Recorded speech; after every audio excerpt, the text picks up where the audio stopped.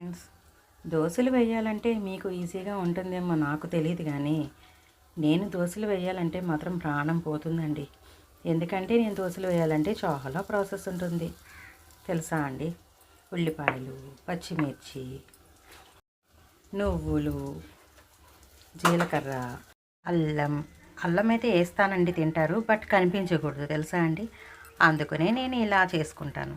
Okay, చూసారా, అల్లం ఇలా తురుముకుంటే చిన్న చిన్నగా ఉంటుంది, కనిపించదు కదండి. ఆ ఉల్లిపాయల్లో కలిపేసుకుంటే తెలియని కూడా తెలియదు. ఓకే, వీటితో పాటు ఇంకోటి కూడా వేస్తానండి. అదేంటో తెలుసా అండి, క్యారెట్. ఇదైతే ఒక్కొక్కసారి తురిమేసి కలిపేసుకుంటాను, లేదంటే అట్టు వేసాక అట్టు మీద తురుముతూ ఉంటాను. ఓకేనా అండి. అది టైం బట్టి చేస్తానండి. మీరైతే ఎలా చేస్తారో నాకైతే తెలియదు. ఓకే, ఇప్పుడైతే మరి అలా చేయాలా ఇలా చేయాలని ఆలోచిస్తున్నాను.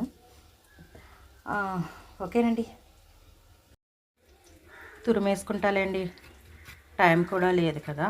ఓకే, లేట్ అవ్వకుండా ఉంటుంది తురుముకుంటే. ఓకేనా అండి. క్యారెట్ ఇలా తురిమేసుకున్నాను కదా. ఇది కూడా ఇందాక మనం కట్ చేసుకున్న ఉల్లిపాయ ముక్కలు, పచ్చిమిర్చి, అల్లం అన్నీ ఉన్నాయి కదా, వాటిలో వేసేసుకుందాం. ఓకే,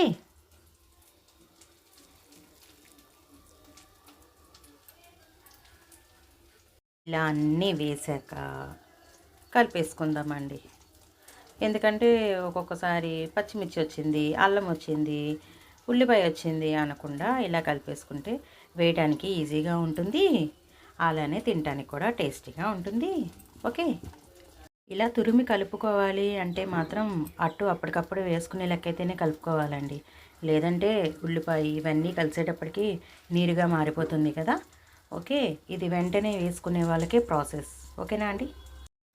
ఇలా అన్నీ కలిపి ఉంచుకున్నాం కదా, ఇప్పుడు దోశ వేసుకుందాం. ఓకే, పెనం వేడెక్కింది, ఇక దోశ వేసుకోవచ్చు.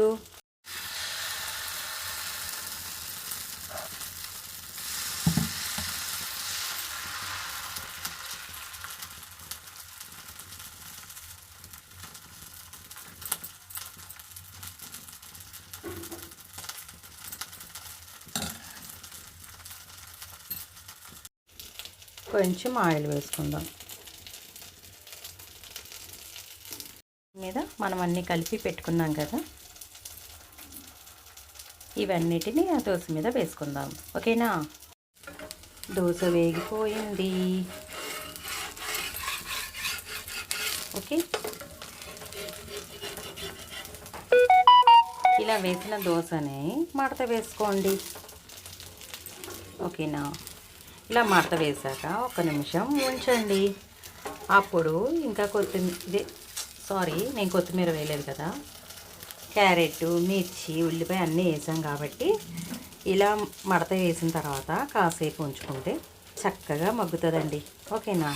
ఇదైతే కొంతమంది ఉల్టా చేస్తారు కదా, అలా చేయవసరం లేదు, ఈజీగా మగ్గిపోతుంది, తినడానికి బాగుంటుంది.